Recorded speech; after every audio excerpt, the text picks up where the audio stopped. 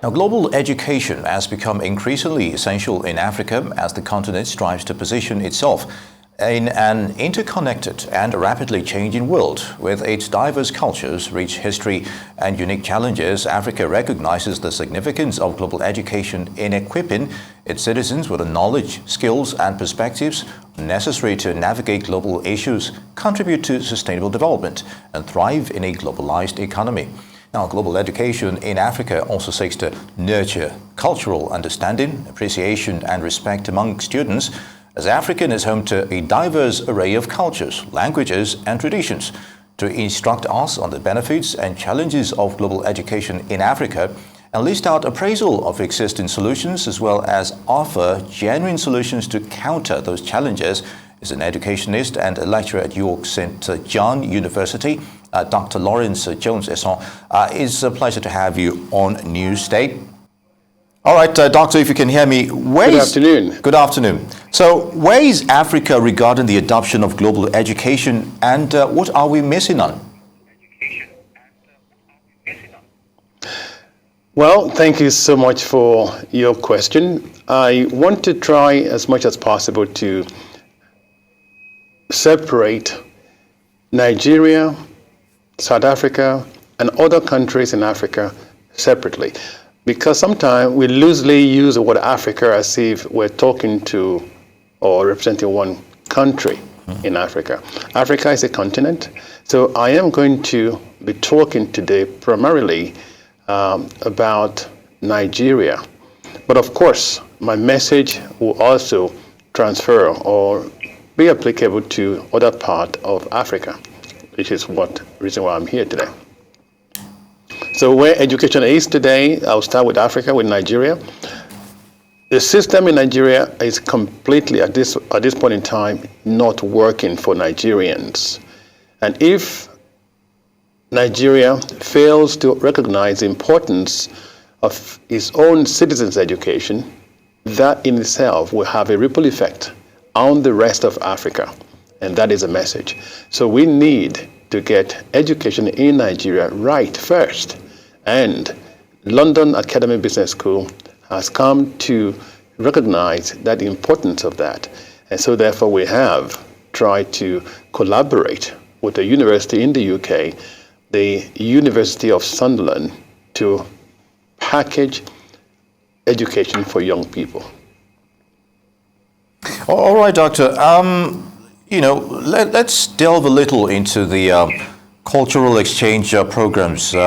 When we talk about issues like that, and of course, is Nigeria being viewed positively from a cultural and unique point of view? I know you said Nigeria has to work on its image, but over time, how has this been? Well, it hasn't been working well enough the way it should be. I was simply mentioned that in the last 6 months alone, over 76,000 Nigerians have used the word Japa to the United Kingdom alone. That is 76,000 families, including doctors, qualified doctors, have migrated to United Kingdom with their family. Those are qualified doctors. So obviously they're not happy with the way things are. And the reason why they're here on education, they're paying 15 to 18,000 pounds to gain master's program in the UK. So that in itself is a colossal amount of money leaving Nigeria to the UK and feeding the UK education system or the economy, but again, creating that hole in Nigeria. And that also will have a ripple effect on the rest of the African continent as one of the biggest country in Africa. Very good, Doctor. I would like you to summarize the education for sustainable development concept, the three features under it. So what do you make of that scenario, and how does this benefit countries like Nigeria? Well, very good question. One of the things the Chinese did after the Second World War was they went back into their shell and recreate their own education system. and which work for them. And the Nigerian have not done that yet. And there's a need for Nigerians to repackage their own education system. I use the word rewriting the script of education system in Nigeria. Copying and pasting from the Western world, from other parts of the world, will not solve the Nigerian problem and to translate to other African countries' problems. So we need to culturally understand who we are as Nigerians. And don't forget, Nigeria have in itself over 466 languages, different cultural background.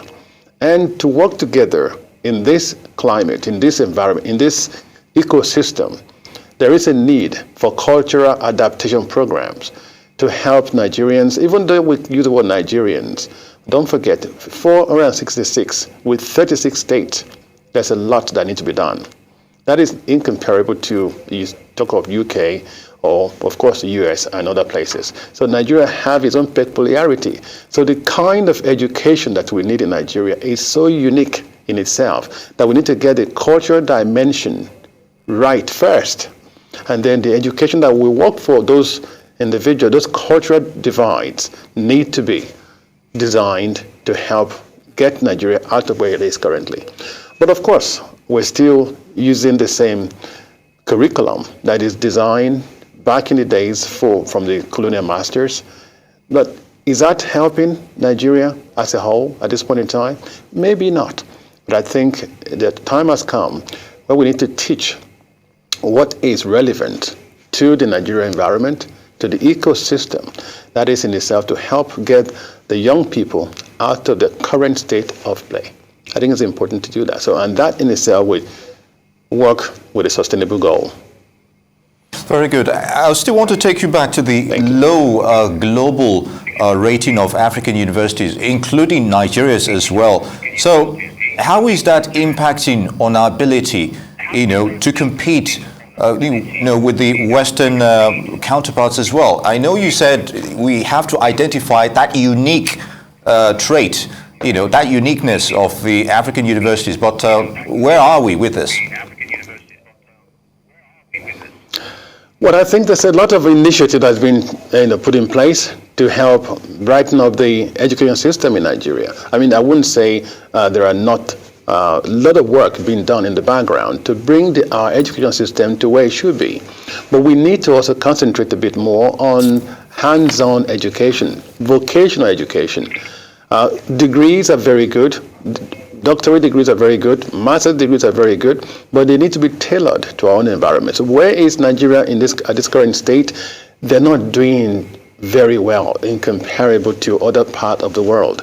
Most of the systems in place are not dealing with our own climate, our own environment. So hence the reason why what we're trying to do now is to try to bring in the UK education and adapt it to our own environment, where people can learn in an environment that suits them and also make them want to. Because, for example, online learning, we have the likes of Nexford, the like of UNICAF in Nigeria. They're making around about $3.8 million every year on online programs. But how many of them actually benefiting from this kind of programs? So the education system needs to be overhauled, and I think the NUC is working just on that as we speak, trying to rewrite the guidelines that could help them bring in different type of education that could help Nigerians get out of where we are right now. So in comparable to other countries, I mean, back in the days, our degrees and master's degree are equivalent to that of UK. But I'm not sure if that is current at this point in time. So we need to start teaching what basically can change our environment, change the mind of our young people, and make them become employable. It was Professor Soludo of CBN, the former central bank governor, that said this, that most graduates in Nigeria are not employable. They're not job ready. So what we're teaching is theory, and without the practical, hands-on part of it, which will make them become employable. So those are the things we recognize, and we are going to develop what we call the micro enterprise park, which is to help each and individual of our students gain marketable, sellable education. That make them employable and attractive to employers. Those are the things we're looking to do. And that is making sure we adapt our qualifications, our training to our environment, to our own ecosystem. And that is the most important thing that we need to do. By just teaching in the classroom, using the old theories that is designed for the Western world will not totally help us in Africa, well, I would say in Nigeria. So we need to get that right first. Very good, Doctor. You talk about adaptability of our own unique systems and what will help us in this regard. But when we look at technology, you might say to a large extent it's a bit flexible. You know, it can be adopted in every aspect of life, irrespective whether it's Africa or Europe or in the Western world. So, what added prospect here? You talked about online learning, but what about delving into courses that are technologically related?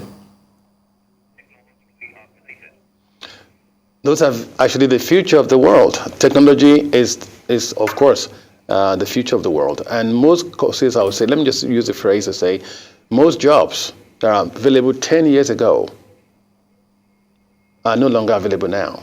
And jobs that are available today actually were not available 10 years ago. They are all, for example, drone, data engineers, all of these kind of courses are now available. And these are what is basically shaping the whole world in itself, the direction we're going. Data, for example, big data, cloud, all these are areas that we're looking into. And those are the things that we want to bring into the curriculum to help our young people compete. So if they graduate in Nigeria, they can compete anywhere else in the world. The standard should be much more better than what it used to be. And having stable power will aid that training. And that's what we've done in a new environment, in a new location, in a new campus in Lagos. We have 24 hours power dedicated to our system to make sure we're ready to roll out all the courses that deals with the current technological environment that we have currently. And that is the beauty of what London Academy Business School is breaking into Nigeria at this point in time. So we hope to be live as from September. We're recruiting right now for undergraduate and postgraduate, which will make a whole lot of difference. And one thing that I'd like to mention, JAM system is not available for us. We don't need to use JAM to get our student into year 1, year 2, or master's degree program. So they can actually leave JAM behind and join year 1, year 2 of the program. And we will be teaching in an environment that is so technologically advanced. That is where we are. We are in Yaba, 362, Macaulay, Yaba. That's what we're hoping to achieve, is to make sure we bring education to the level where it should be. As you mentioned, technology is here to stay, and we have to adapt it to our own environment. Yes, even though we would do what we call hybrid system, part online, part face-to-face. So we can actually do the lecture online for an hour or two, and then the rest will be hands-on, making sure they have the benefit of both IT and the real classroom experience. All right, Doctor. It's a lot you're bringing in, but when you take a holistic look at it, what are you getting out of this? Is this the satisfaction of doing something right and making sure Nigerians have more in tune with what is obtainable out there? Yes, thank you for asking that question, Master. What is in it for you? Well, I've been away for over 40 years, and giving back I worked in education for over 35 years in the UK. I've established London Academy way back in 2001, and I have over 5,000 graduates and partner with over 5 universities in the UK.